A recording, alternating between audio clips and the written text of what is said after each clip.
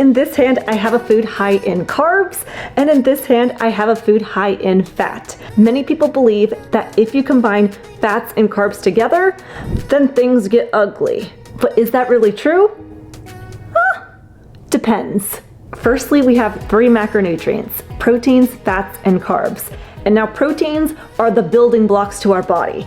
Proteins help build our bones, our muscles, our hair, our nails. Think of proteins as building the structure of our car, building the structure of our bodies, whereas fats and carbs are the energy source for our bodies. These are the gasoline, these are the fuel to our car. Fats and carbs help us walk, talk, move, groove, do a little bit of this, do a little bit of that. My energy is coming from fats and carbs. Though while fats provide us energy, fatty acids are also necessary for our brain health and our hormones. Fats are necessary for life. We need fatty acids for survival. Consuming 0 grams of fat would lead to a shortened lifespan, as again, fats are necessary for life. That said, the minimum amount of fat required to maintain health is relatively small. It's generally recommended that individuals consume 30 to 40 grams of fat at minimum to avoid compromising their health. Again, 30 to 40 grams of fat is the minimum daily amount. It is not the optimal amount for vibrant health. Then there's carbs, and technically carbohydrates are not essential, meaning we do not need to consume carbs to be healthy. Because again, we've got the proteins to build our bodies, to build our cars. We've got our fats for energy, give the gasoline to our cars, and to help with our brain health and our hormones. So technically, we don't need carbs. However, just because carbs are not essential, it doesn't mean they are bad and not important. There's 2 sides to every argument. There's the argument you don't need to eat carbs because your body can produce the glucose it needs from proteins and fats.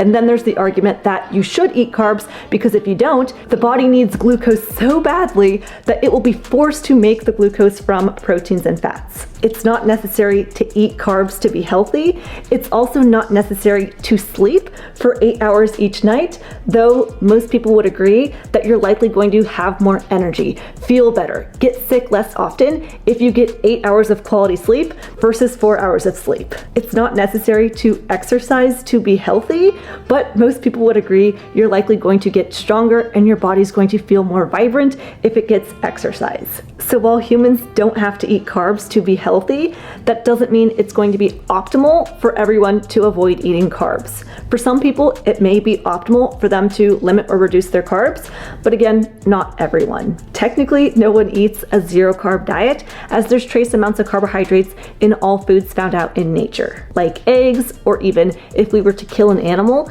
and eat the muscle meat has trace amounts of carbohydrates.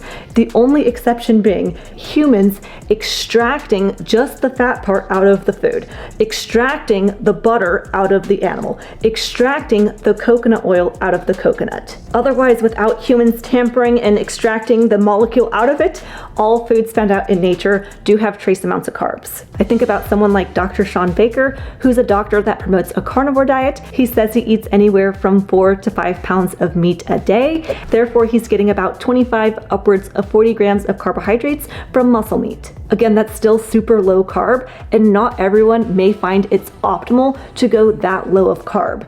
For example, if I were to eat 2 pounds of ribeye, you'll see on the screen a picture of the vitamins and minerals I would be getting from eating 2 whole pounds of ribeye. I would be deficient in vitamin B1, folate, vitamins A, C, D, E, and K, calcium, copper, magnesium, manganese, potassium, and you best believe I'd be putting salt on my steak, so I'm not too concerned about the sodium unless I was someone who did not salt my food. All that to say, carbohydrate-rich foods.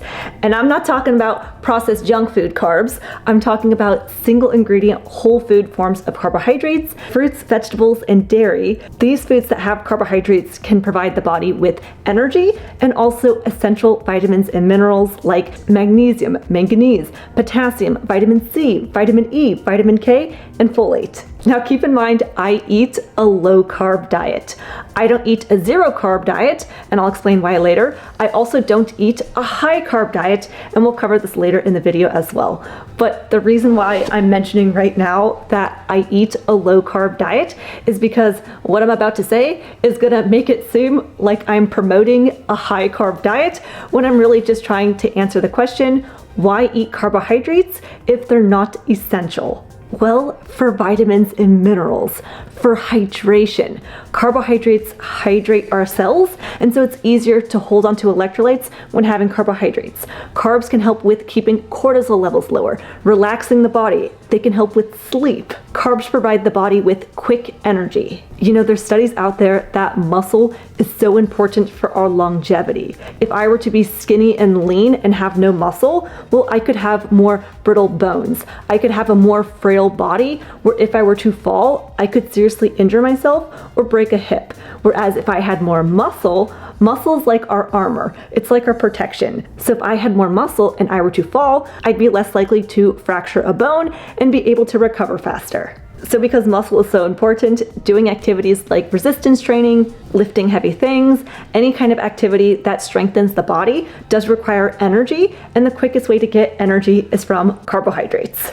Now, you don't have to eat carbs to perform well with your lifts or your runs or your aerobics. There's definitely people who eat close to zero carbs who have a lot of muscle or who are bodybuilders, though it's just less common.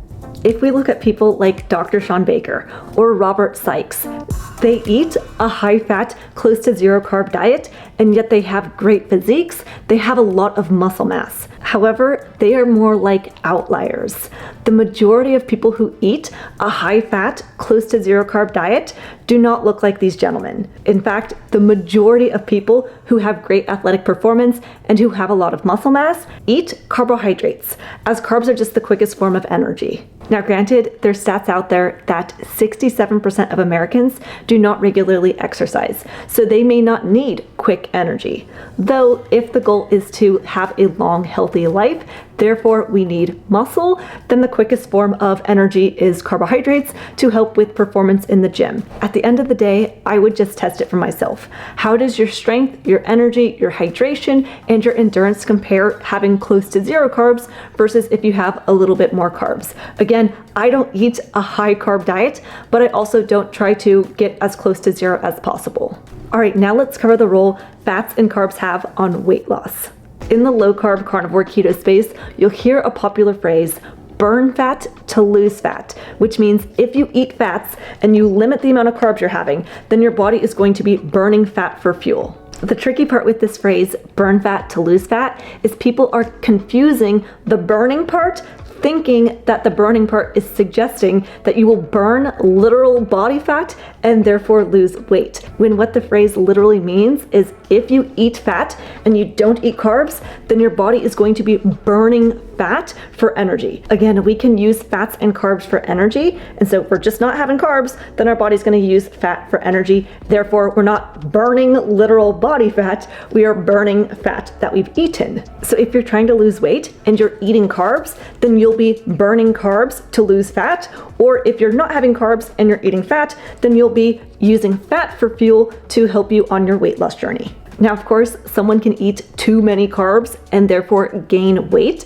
That's what most of us have done in our lifetimes. We've eaten too many carbs as they're just very tasty and easy to overeat. They don't fill us up very much, so people can eat and eat and eat the carbs and therefore gain weight. But likewise, people in the keto carnivore space can also overeat fat. They can eat too much fat to the point where they gain weight. Now, in my experience, this is less common, though I have definitely had clients where if you were to tell them, hey, just eat proteins and fats, eat as much as you want, eat until you're comfortably full, eat intuitively, they can eat. And they'll eat, and then they'll overeat and gain weight and wonder why. If I were to duplicate myself and we had Lillie A eat 1 pound of ribeye every day for 30 days, and we had Lillie B eat 5 pounds of ribeye every day for 30 days, they're both burning fat for the month, yet after the 30 days, you bet your bottom, both Lillies are gonna look differently. Now, most people, when they focus on eating good quality proteins and fats, and they're eating a carnivore keto diet, they tend to be just so full and satiated that they can't overeat. They are so stuffed eating these meats that they tend to naturally undereat, naturally calorie restrict, that then they lose weight. Now, there's definitely a group of people who are eating a carnivore keto diet who are not in a calorie deficit, and yet they still see weight loss because eating a high-fat diet can help keep insulin levels lower and balance hormones. So that group of people does definitely exist. But for the most part, people eating a carnivore keto diet tend to be just so full eating proteins and fats that they naturally eat less food, naturally calorie restrict, and lose weight as they're in a calorie deficit.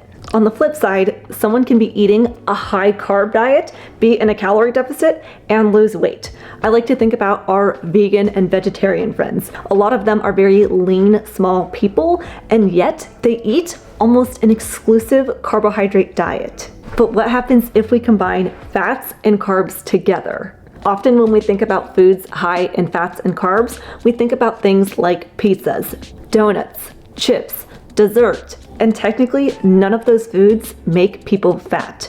Overeating makes people gain weight, and it just so happens processed foods have very little protein, very little vitamins or minerals or fiber or nutrients or any substance that fills people up, and so people tend to overeat processed junk foods. If I eat this donut, it's not gonna fill me up, I'm gonna be hungry, so I'm gonna keep eating, and then I'm gonna gain weight. Though someone can lose weight eating pizzas, donuts, and chips. I could be eating the pizza, donuts, chips diet and then calorie restrict, just eat less pizzas, donuts, and chips and see weight loss.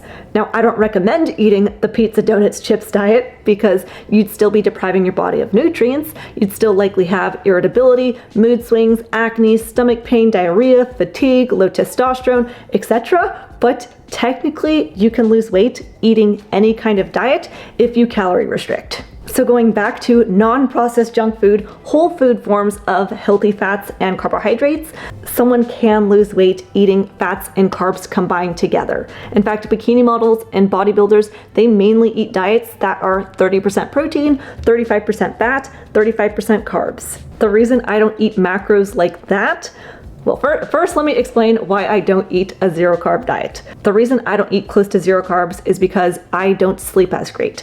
I have less endurance in the gym, therefore I will build less muscle and I'll have a pancake for a booty. When I just eat proteins and fats, I tend to be so full and stuffed that I naturally undereat, and chronically undereating can damage my hormones, my thyroid, my metabolism. When I undereat, I tend to feel cold all the time. I will lose more hair, I'll skip a menstrual cycle. So I like to have a little bit of carbs to stimulate my appetite and keep me eating a little bit more so that way I don't undereat. Now that said, the reason I don't eat your typical bikini model kind of macro split is because when I've eaten a high carb diet, even whole food forms of healthy carbohydrates, I will have more irritability, more mood swings. My menstrual cycle cramps come back. I will have a peak in energy, but then the crash come the middle of the day and want to take a nap. I will have more puffiness in my face and more inflammation. I will feel hungry all of the time. Like I want to be a little bit hungry so I don't undereat, but I also don't want to be constantly hungry all the time thinking about food all day. And then most importantly, my skin will break out a lot more. I'll have a lot more acne on my face. I'm not someone who usually breaks out on my chest or my back, but my face definitely breaks out, and it just ain't worth it to me. Even though carbs are tasty, my skin definitely is more important to me.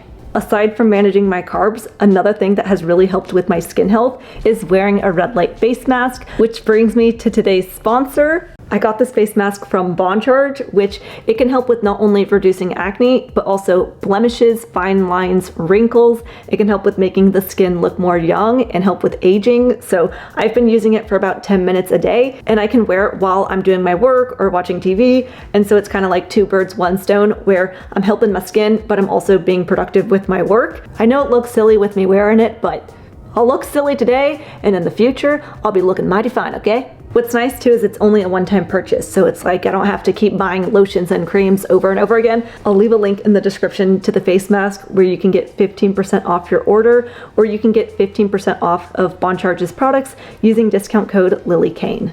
Now, this is why people should not combine fats and carbs together, because there's a phenomenon called hedonic eating or hedonic hunger, which basically means that when we combine fats and carbs together, it is so tasty and delicious, it is highly palatable that we tend to overeat them. We eat more foods that are fats and carbs combined than if they are separate. Potato without butter is not that great. I can only eat so much potato without butter before I'm like, okay, I'm over it. Same thing with butter. I can only eat so much butter by itself before I'm like, this is kind of gross to me. But if we combine the fats and the carbs together, we're more likely to eat more.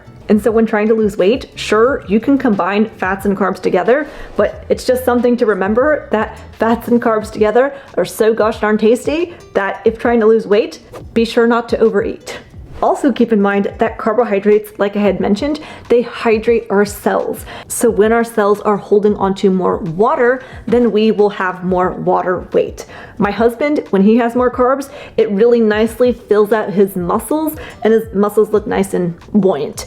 For me, when I have too many carbs, like I had mentioned, my face will get more puffy. I will hold on to more water weight in my arms and in my face.